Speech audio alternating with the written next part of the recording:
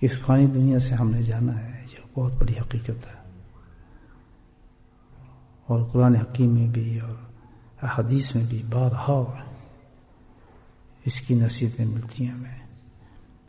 لیکن افسوس یہ ہے کہ بس اتنا یاد ہے ہمیں، کوئی مر جائے تو جنازے کی نماز آدمی پڑھ لیتا ہے، قبرستان چلا جاتا ہے، اس سے زیادہ ہمیں یاد نہیں رہتا. آپ کہیں یاد تو رہتا ہے، عملاً یاد نہیں رہتا. یہ روزہ جو ہے ہمیں عملاً یاد کراتا ہے، ہمیں اس موت کی تیاری کی یاد دہانی کرا رہا ہے. اس نے ایک سسٹم دے رہا ہے، اور یہ سب موت کی یاد دہانی کا سسٹم اس نے دیا ہمیں. اب آپ خود دیکھ رہے ہیں، ہم جیسے تو بہت کمزور گناہگار انسان ہیں، اپنی بات کر رہا ہوں، آپ کی نہیں. بھی سارے سال کہاں ہمیں خیال ہوتا ہے، لیکن اب آپ روز میں دیکھیں کہ مجھ جیسے گناہگار انسان کو ہر وقت یہ خیال آتا ہے کہ یار میں نے فلاں نیکی کرنی ہے، میں نے تلاوت کرنی ہے، میں نے ذکر کرنا ہے، اب میں یار نماز پڑھ لوں یا جماعت کے ساتھ نماز پڑھ لوں. یہ خیال ہے، یہ دل میں ہر وقت نہیں ہے. سو رہے ہیں تب بھی یہ خیال ہے، یہ جلدی کریں، سحری کا ٹائم ہو رہا ہے، جاگنے تو یار میں نے فلاں جگہ جانا ہے، نہیں یار فلاں ذکر کرنا ہے. پورے مشین جو ہمارے 30 دنوں میں جو ہے ہر انسان کے ذہن میں نا یہ سرکولیٹ کرتی رہتی ہے. کوئی منٹ بھی ہمارا ایسا خالی نہیں ہے کہ ہمارا اس وقت نیکی کمانے کا خیال نہ ہو، گناہوں سے بچنے کا خیال نہ ہو. کتنا خیال تھا یار نہ یہ گناہ نہ کر، روزے سے ہوں، نہیں یار یہ تو فضول بات، اس میں مجھے نہیں کرنی چاہیے، یار کیوں ٹائم ویسٹ کروں، چلو اس کو کیا دیکھنا ہے یار، چلو اس بیٹھ کے اللہ کا ذکر کر لیتے ہیں، چلو یار یہ کیا کام کرنا، بس وقت نکل گیا، دکان سے آ گئے، چلو اب تلاوت کر لیتے ہیں. تو یہ روزہ الحمدللہ باقاعدہ 30 دن ہمیں اس موت کی تیاری کی پریکٹس بتا رہا ہے، یاد دہانی کرا رہا ہے کہ ایک مومن کی زندگی ایسے ہونی چاہیے. کیوں نوافل و تہجد ہم پڑھتے ہیں، کیوں ہم جماعتوں میں ہمارے پوری مسجد میں بھری ہوتی ہیں، میرے جیسے انسان ہی پہنچ جاتا ہے فجر کی نماز میں کھڑا ہو جاتا ہے. آخر کیا وجہ، اس کی وجہ کیا ہے؟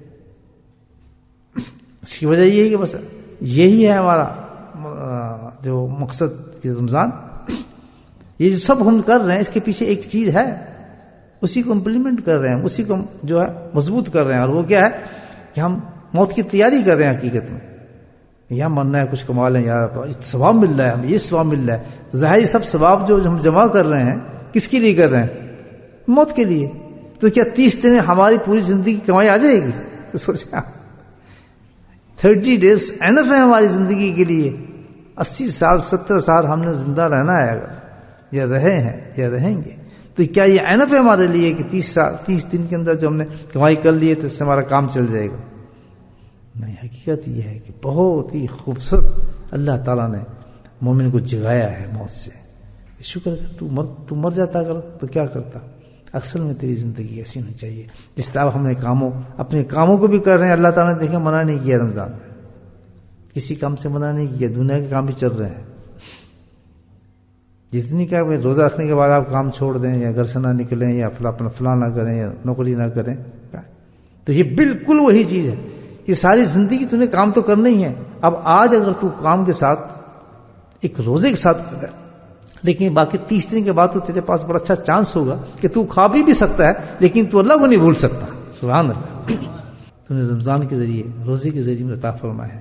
انشاءاللہ یہ قرآن ایسے ہی جاری رہے گا، عبادت ایسی ہی جاری رہے گی، گناہوں سے ایسے ہی بچوں گا، تیری طرف ایسے ہی دوڑتا چلا جاؤں گا، اور پھر اسی ماؤں پہ آ جاؤں گا الحمدللہ عبد الرحمن بن ابی نوم کی طرح. الحمدللہ میں اب کروں کیا، زیادہ جو کرتا ہوں وہی کر رہا ہوں الحمدللہ.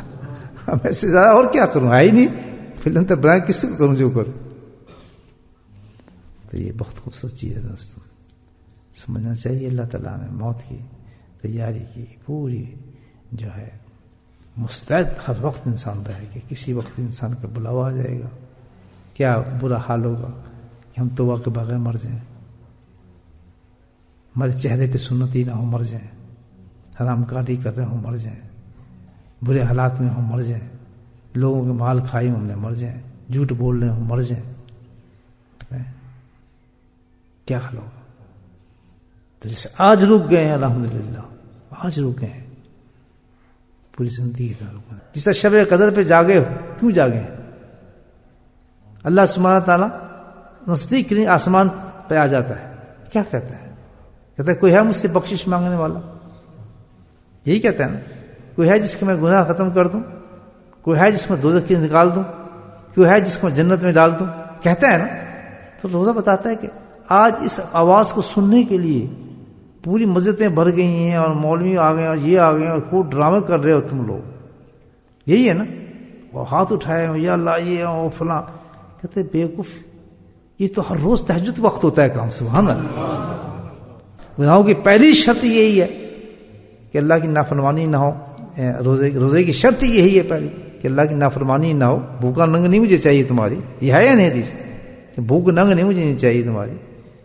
تو سب سے پہلے جب روزے میں انسان اترتا ہے صبح، جب نیت کرتا ہے اب سوم قدم کہتا ہے انسان، تو پہلی نیت ہوتی ہے اللہ تعالیٰ اس روزے کو محفوظ کرنا، مجھ سے کوئی گناہ نہ ہو جائے ورنہ روزے میں پھٹ جائے گا. پہلی دعا یہ کرتا ہے آدمی. کرتے ہیں نہیں آپ کہ اللہ کوئی بھی مجھ سے گناہ کبیرہ صغیرہ کوئی گناہ نہ ہو میرا، یہ روزہ میرا بیکار جائے گا تو فاقہ ہو جائے گا. پہلے ہی نیت انسان کو اور میں سوم قدم یہ کرنی چاہیے کہ اللہ میں نیت کرتا ہوں اس روزے کے ساتھ، یہ نیت ہے میری کہ شام تک اس روزے کو میرے محفوظ کرنا.